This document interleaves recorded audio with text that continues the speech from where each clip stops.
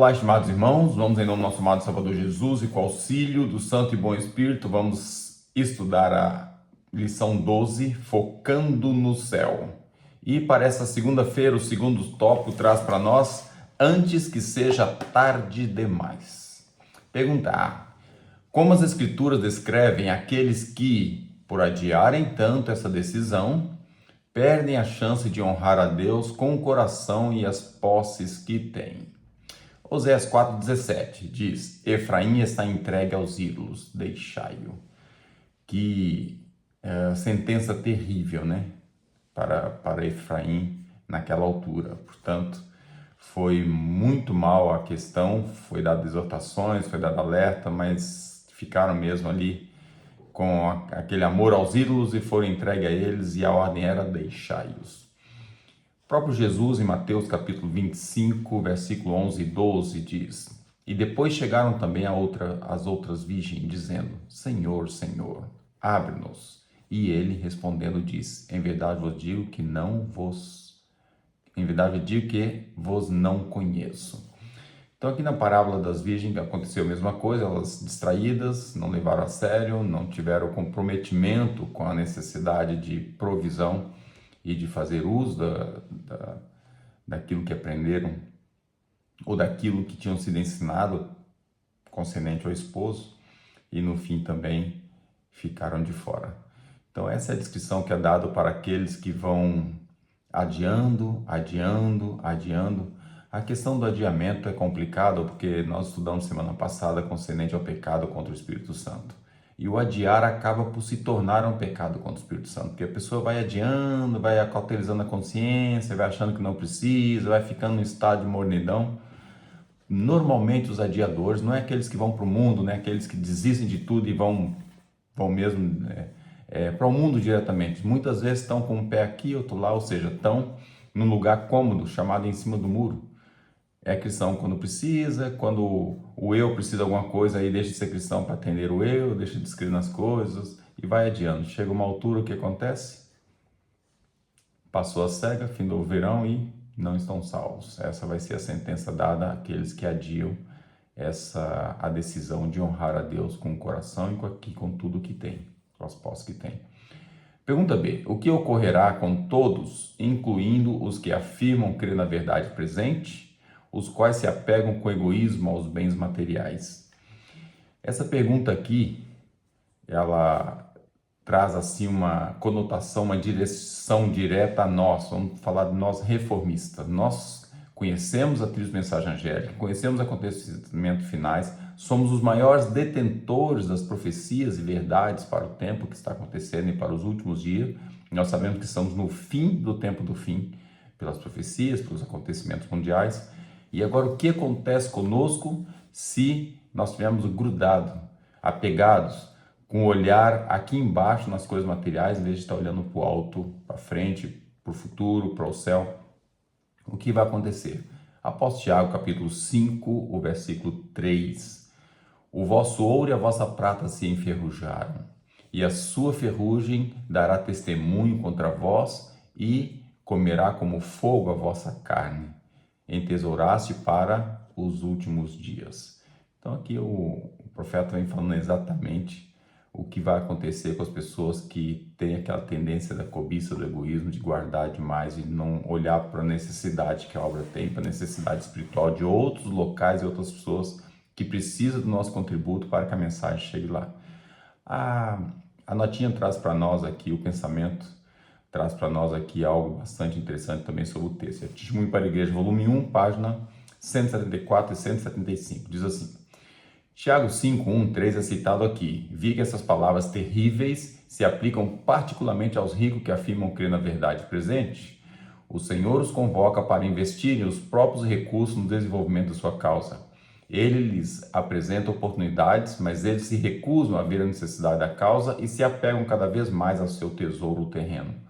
O amor pelo mundo é maior do que o amor pela verdade, pelo próximo ou por Deus. O Senhor clama por seus recursos, mas eles, cheios de cobiça e egoísmo, retêm os meios. Dão um pouco de vez em quando para aliviar a própria consciência, mas não vencem o amor por esse mundo. não se sacrificam para Deus. Então o Senhor levanta outros que não só valorizam a vida eterna, mas podem sentir e perceber algo do valor da alma, e esses repartem livremente suas posses para desenvolverem a causa de Deus.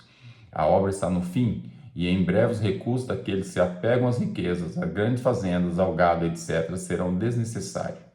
Vi o Senhor se virar para eles, indignado e irado, e repetir essas palavras: Eia, pois agora vós ricos, ele chama para vocês, ele chama, mas vocês não ouvem. O amor desse mundo abafa a sua voz. Agora, como não há mais utilidade para vocês, ele os deixa e ordenando-lhe. Ele os deixa e ordenando-lhes: Eia, pois agora vós ricos. Vi que era algo terrível ser abandonado assim pelo Senhor. Agora, algo terrível demais para valer a pena apegar-se às posses perecíveis aqui, quando ele disse que, se vendemos os dermos esmolas, podemos acumular tesouros no céu. Foi-me mostrado que, à medida que a obra se encerra e a verdade progride com grande poder, esses ricos vão trazer seus recursos para os depositarem aos pés do servo de Deus, implorando que os aceites. Em seguida, os servos de Deus responderão: Eia, pois agora vós ricos. Os recursos de vocês não são mais necessários. Vocês os recultiveram quando os podiam ter usado para o avanço da causa de Deus. Os necessitados sofreram à espera de que esses meios os tivessem abençoado. Agora Deus não aceitará suas riquezas. Eia, pois, agora vós ricos. Então tem aqui uma expressão que nenhum de nós deveríamos querer ouvi-la. Eia, pois, agora vós ricos. Eu olho para esse cenário e às vezes a tendência nossa é olhar para quem é mais rico que nós. Mas e se você olhar para o que é mais rico para você, você dar um passeiozinho nas favelas, nos locais pobres e for dar por ali um passeiozinho, veste uma roupa simples, disfarça-se, né? Bagunça o cabelo, põe uma roupa discreta que ninguém vai perceber que você não é do meio e vai lá passear um pouquinho, vai lá dar uma volta, vai lá ver o que é pobreza. Então essa mensagem é para mim e para você também. Nós olhamos para nós, temos uma vida tranquila, sossegada, estabilizada e achamos que somos pobres porque não podemos comprar aquilo que muitos compram. Mas na verdade nós somos ricos também. Então, se formos olhar a pobreza que existe à nossa volta, existem ricaços, milionários, mas se for ver a vida que nós temos, só o fato de nós termos uma casa para morar, temos um carro para andar, temos um salário constante, temos uma qualidade de vida que não se pode, muitos não reclamariam ter. Isso é ser rico. Então, nossos recursos devemos canalizá-los na medida do possível para a obra do Mestre e para a obra do Senhor. Senão nós vamos enquadrar da mesma forma nessa situação que vem dizendo aqui, né? Como é que é? Eia, a palavra que vai ser dita, que está falando na nota seria: Eia, pois, agora vós ricos. Deus me livre de ouvir isso e que livre a cada um de nós de ouvir essas palavras. Então, devemos lembrar da necessidade de colaborar com a causa do Mestre, colaborar com a obra antes que seja tarde demais.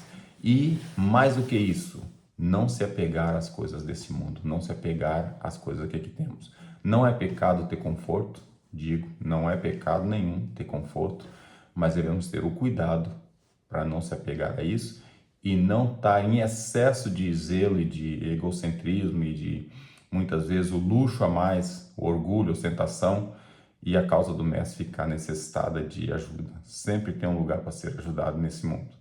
Portanto, o apelo que eu faço, antes seja tarde demais, vamos contribuir para a causa do Mestre e não ter apego às coisas materiais desse mundo. Que Deus nos abençoe e dê sua graça para isso. Amém.